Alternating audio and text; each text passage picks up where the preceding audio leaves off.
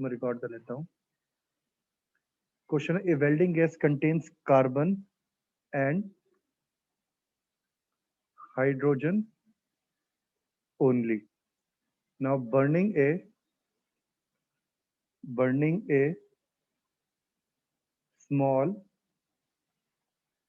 sample of it in oxygen gives 3.38 gram of CO2। ध्यान से सुनना, 3.38 ग्राम ऑफ CO2, ठीक है। 0.690 ग्राम ऑफ वाटर, ये दूसरी चीज मिल रही है भाई। कार्बन और हाइड्रोजन है तो हाइड्रोकार्बन है। हाइड्रोकार्बन को आप जब भी जलाओगे तो आपको CO2 और वाटर मिलेगा। इसके अलावा हीट और लाइट मिलती है। That is no other product, ठीक है। अब आपसे पूछता क्या है, अब देखो क्वेश्चन के अंदर और क्या दिया हुआ है आपको। A volume of 10 litre measured at STP लिखा हुआ है, at STP standard temperature pressure. इससे फिलहाल आप कुछ मत करो, भूल जाओ इस बात को। Of this welding gas is found to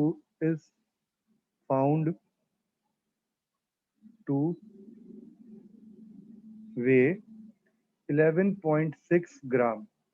अब वॉल्यूम दी हुई है, ध्यान देखिए, वॉल्यूम दी हुई है और आपको मास दिया हुआ है।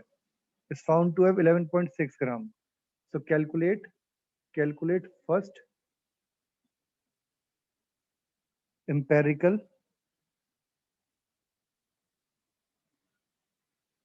Empirical formula. दूसरी बात क्या करनी है फाइंड आउट आपको, molar mass of the gas. और तीसरा चीज फाइंड आउट करनी है आपको, मॉलिक्यूलर फॉर्मूला। ये तीन चीज फाइंड आउट करनी है, ठीक है। दिया क्या क्या हुआ है आपको, एक गैस बता दी भाई, एक वेल्डिंग गैस है, उसका नाम नहीं दिया आपको, बता दे भाई जैसे वो बर्न करती है तो आपके पास CO2 और H2 मिलती है जिनका मास आपको गिवन है, ठीक है। एंड उस चीज के सपोर्ट में आपको दिया है भाई, a volume of 10 litre at STP of this welding gas is found to weigh 11.6 gram, ठीक है। तो हम यहाँ से सबसे पहले क्या करते हैं, amount of carbon dioxide find out करते हैं, कितनी होगी किसमें, 3.38 ग्राम के अंदर। तो फर्स्ट ऑफ ऑल अब लाओ सॉल्यूशन स्टार्ट करते हैं। फर्स्ट स्टेप है मेरे पास, need to find out amount of CO2 in 3.38 gram of CO2। अब 3.38 ग्राम में CO2 फाइंड आउट करेंगे। इसका फॉर्मूला क्या था, 12/44 इंटू वेट ऑफ CO2, ये कर देंगे, ठीक है। अब 12/40, इसको यहीं पे लिख देता हूं मैं, 12/44 इंटू 3.38 ग्राम। तो इसको कैलकुलेट कर करा के आपके पास आएगा 0.9128 ग्राम। ये आपके पास आ गया amount of CO2। In similar manner second step आपके पास क्या आएगा, you need to calculate amount of water in, sorry amount of hydrogen, ये अमाउंट ऑफ कार्बन है, sorry amount of carbon in CO2। In similar manner you need to find out amount of hydrogen in 0.690 gram of water. इसका formula क्या आ जाएगा आपके पास, 2/18 into 0.690। ये clear है, जल्दी से इसे सॉल्व करो, बताओ क्या आंसर आता है आपके पास। अमाउंट ऑफ हाइड्रोजन आपके पास आ जाएगा 0.07, कैलकुलेटर से आप कैलकुलेट कर सकते हैं, 67 ग्राम आपके पास क्या आ गया, हाइड्रोजन का आ गया। Now as compound contains only carbon and hydrogen, as therefore total mass of compound will be equal to this, 0.912 plus 0.0767 ग्राम। 0.9128 आया था ना स्पेसिफिक, अगर देखा जाए तो इसको दोनों को ऐड करेंगे तो वी विल गेट 0.099 नहीं, ये आएगा 0.9985 ग्राम। तो this is the mass of compound. यहां तक क्लियर है आपको? इसमें कोई डाउट है? अब कैलकुलेट करेंगे हम लोग percentage of carbon. Percentage of carbon में कैलकुलेट कर दीजिए, कितना आ जाएगा आपके पास। कार्बन का मास था 0.9128 divided by mass of compound that is 0.9985 into 100। थोड़ी सी कैलकुलेशन इसकी थोड़ी सी टफ पड़ेगी आपको, पर ध्यान से करते हुए we will get 92.32% of carbon, and बाकी इसको या तो 100 में से माइनस कर दीजिए, आपके पास परसेंट ऑफ हाइड्रोजन रहेगा, या अगर आपको कैलकुलेट ही करना चाहते हैं तो आप इसको इस तरीके से भी कैलकुलेट करते हैं। परसेंटेज ऑफ हाइड्रोजन आएगा 0.0767 divided by 0.9985 into 100 and you will get 7.68%। Simple 100 minus this कर देंगे तो भी आपके पास आ जाएगा। नाउ आपके पास दोनों की परसेंटेज आ चुकी है। सेम पुराने वाला तरीका अपनाना शुरू कर दीजिए। सिंबल, देन हमारे पास आता है परसेंटेज, देन इसके बाद लिख दीजिए एटॉमिक मास, देन उसके बाद नंबर ऑफ मोल्स कैलकुलेट करेंगे। नंबर ऑफ मोल्स कितना होगा, percentage divide by atomic mass. Then इसके बाद हमारे पास आता है simple ratio, simple molecular ratio कह दीजिए। देन उसके बाद होल नंबर रेशो। जल्दी से फटाफट देखते हैं। कार्बन है हमारे पास एक सिंबल और दूसरा hydrogen. Percentage of carbon is given 92.32 and this is given 7.68। अब ये बिल्कुल जैसे पुराने वाले क्वेश्चन थे हमारा वैसे ही बन चुका है। ये आप कर भी सकते हैं, फटाफट आप लोग सॉल्व भी कर लीजिए बेशक। अगर आप लोग मेरे से पहले सॉल्व करते हैं तो बहुत बढ़िया बात है। और ये आ जाएगा 7.68 डिवाइड बाई 1। इसको कैलकुलेट करते हैं तो ये आ जाता है 7.69 और ये आ जाएगा 7.68, लगभग बराबर बराबर सही आया। अब इसे करने के लिए होता है जो भी सबसे छोटा होता है उससे बाकियों को डिवाइड कर दीजिए। 7.69 डिवाइड बाई 7.6968 से, और ये आ गया 7.69 सॉरी 68 डिवाइड बाई 7.6811। तो 1 एंड 1 रेशियो आई। तो मेरे पास इंपेरिकल फॉर्मूला क्या बन गया इस गैस का, CH। ध्यान रखिए, empirical formula is found to be CH। अब सारा का सारा खेल शुरू होता है। ये जो कंपाउंड को दिया हुआ था, अभी तक हमने 10 लीटर और 7.6 ग्राम का कुछ नहीं किया था। अब हम इसका करेंगे इस्तेमाल, देखते जाइए। ठीक है, अब देखते हैं हम इसका यूज कैसे करेंगे। तो हमें क्वेश्चन में गिवन था 10 litre of the gas 10 litre of the gas is equal to 11.6 gram. ये गिवन है हमारे पास। तो अगर मैं इसको लेता हूँ 22.4 लीटर, 1 मोल ऑफ गैस है, 22.4 लीटर का ले लेता हूँ मैं, तो इसका मतलब कितना हो गया 11.6 ग्राम डिवाइड बाई 10। और इसको हटा देते हैं, इसको क्लियर कर देते हैं हम। तो 11.6 डिवाइडेड बाई 10 इंटू 22.4, इसकी वैल्यू हमारे पास आ जाती है अराउंड 26 ग्राम। तो यानी 1 मोल के अंदर 1 मोल ऑफ गैस का वॉल्यूम ये होता है, तो इसके अंदर अराउंड 26 ग्राम हमारे पास कितनी आ गई, गैस का वेट आ गया। So molar mass, therefore molar mass, मैंने यहां से क्या निकाला, मोलर मास। मोलर मास का मतलब mass of one molecule, mass of one molecule of gas is equal to 26 gram per mole. एक मोल का मास कितना आ गया मेरे पास यहाँ पे, 26 ग्राम। ठीक है जी, ये बात सबको समझ में आ गई, इसमें कोई डाउट? अब इंपेरिकल है ये, इंपेरिकल से जरा फटाफट इंपेरिकल फॉर्मूला मास कैलकुलेट कर दीजिए। 12 plus 1 is equal to 13 gram, sorry 13 AMU। 13 AMU आ गया यहाँ पे हमारे पास। और अब n की वैल्यू क्या होती है, n वैल्यू मतलब molecular mass divided by empirical formula mass, यानी 26 बाई 2 सॉरी 13 कैलकुलेट करके ये आपके पास आ गया, n value is 2. Now molecular formula is equal to 2 into empirical formula, that is 2 into CH.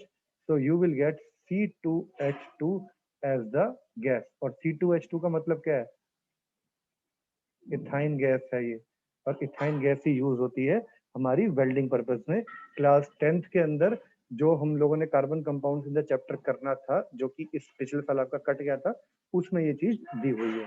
तो ये वाला क्वेश्चन सबको क्लियर हो गया बिल्कुल अच्छे से? इसमें किसी को कोई डाउट है तो अब मेरे से पूछ सकता है. ये वाला सेम टू सेम मैं यूट्यूब पे भी डाल रहा हूँ, आप लोग वहां पे भी देख पाएंगे इसको. ईशा, अक्षत, भानु, किसी को कोई डाउट है इसमें? आप लोग बताइए जल्दी से फटाफट. All clear? ठीक है. कल हम लोग स्टार्ट करेंगे अपना नया चैप्टर एटॉमिक स्ट्रक्चर वाला. ठीक है. अभी इसमें एक क्वेश्चन और बताऊं, 5-7 मिनट है हमारे पास. एक क्वेश्चन और करवा देता हूं मैं आपको. ये है क्वेश्चन नंबर 35 है आपके पास में, इसका एनसीईआरटी का. ठीक है. एनसीईआरटी एक्सरसाइज का सेकंड लास्ट क्वेश्चन है, क्वेश्चन नंबर 35. ये कहता है calcium carbonate reacts with aqueous HCl according to reaction CaCO3. CaCO3 का मेरे पास क्या है? ये सॉलिड है, ये calcium carbonate plus HCl aqueous. ठीक है जी. इन दोनों की रिएक्शन होगी. अब बता सकते हो, क्लास 10 में आप लोग पढ़ चुके हैं, डबल डिस्प्लेसमेंट रिएक्शन है. कैल्शियम जाके क्लोरीन से मिलेगा, हाइड्रोजन जाके कार्बोनेट से मिल जाएगा. तो हमारे पास में रिएक्शन में बनता है CaCl2 प्लस CO2 बनता है, और प्लस इसी के साथ में मेरे पास बन जाएगा थोड़ा बहुत पानी. पानी है लिक्विड स्टेट में, ये हो गया मेरे पास गैस में. इसको अच्छे से साफ साफ लिख देते हैं. CaCl2.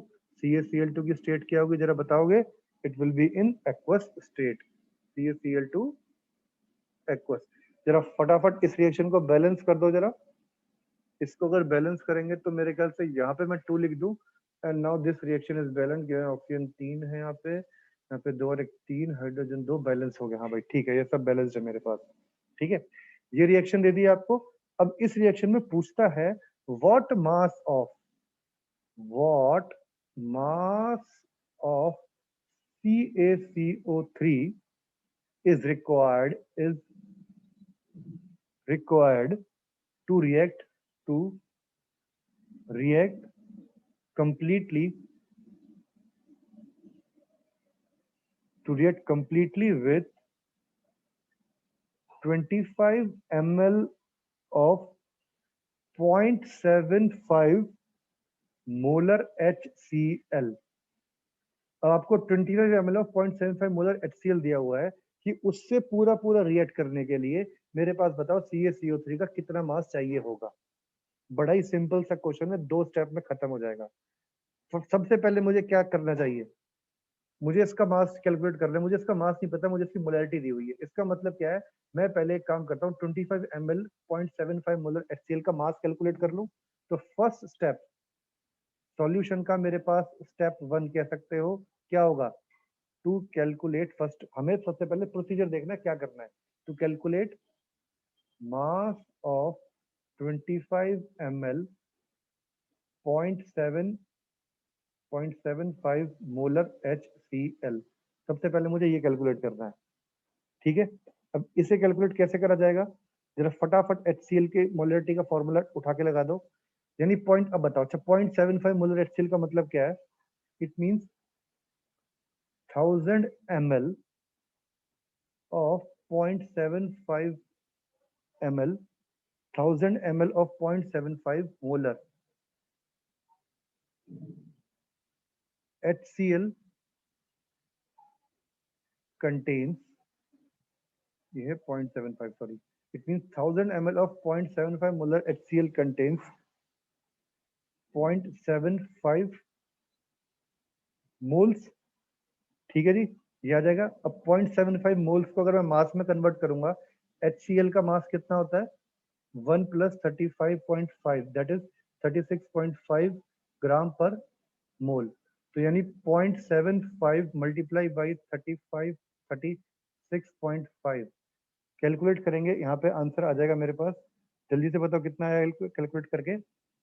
24.375 ग्राम, यानी मास ऑफ 0.75 हजार ml में 0.75 है, तो इसका 24.275 आता है। ठीक है, तो therefore 25 ml of 0.75 molar HCl, 25 ml of 0.75 molar HCl will contain 24.375 divide by 100 नहीं 1000 मल्टीप्लाई बाई 25, यानी 25 ml का मास आ जाएगा यहाँ पे। इसे कैलकुलेट कराने के बाद में हमारे पास आंसर आता है 0.6844 ग्राम। ये दोनों बातें समझ में आ गई। अब मेरे पास क्या है, मास आ चुका है। मेरा जो फर्स्ट स्टेप है to calculate the mass of 25 ml 0.75 molar HCl, ये मेरे पास आ गया 0.6844 ग्राम। ठीक है, अब मेरे पास स्टेप 2 क्या है। स्टेप 2 आपके पास में स्टोइचियोमेट्रिक क्वेश्चन पर लगा दीजिए।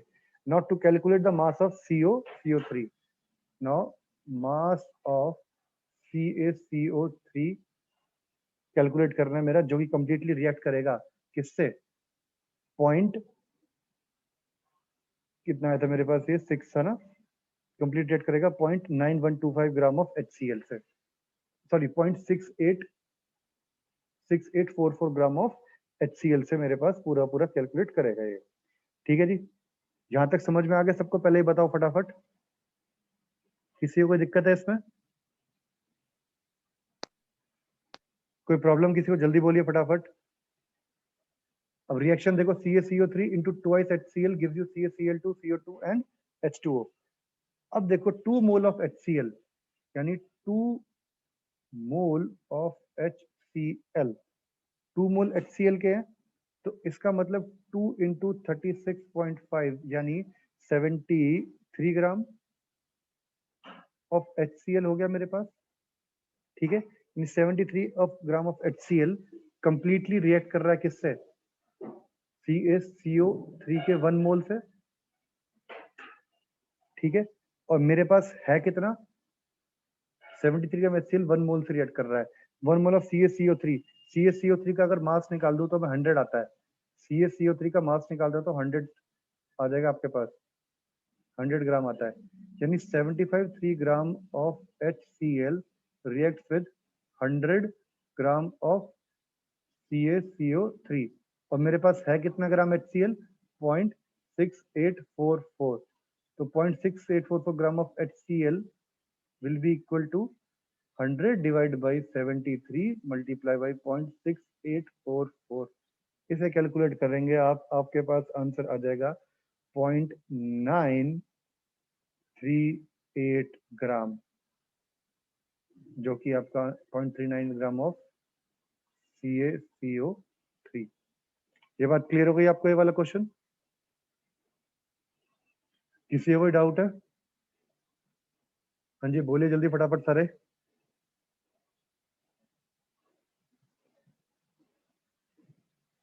भानु ने तो बता दिया है, बाकी Isha, Akshat, is it clear to all of you? हाँ जी, अरे हाँ या ना में बोल तो दो भाई कुछ। Yes, sir. ओके जी, चलो ठीक है फिर, करिए मुझे। आज की क्लास में इतना ही करते हैं हम लोग, ठीक है?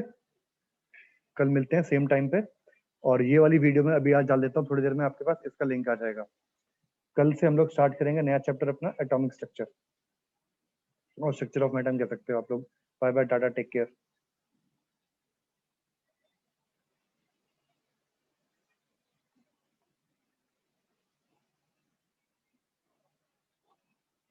ओके जी, बाय बाय।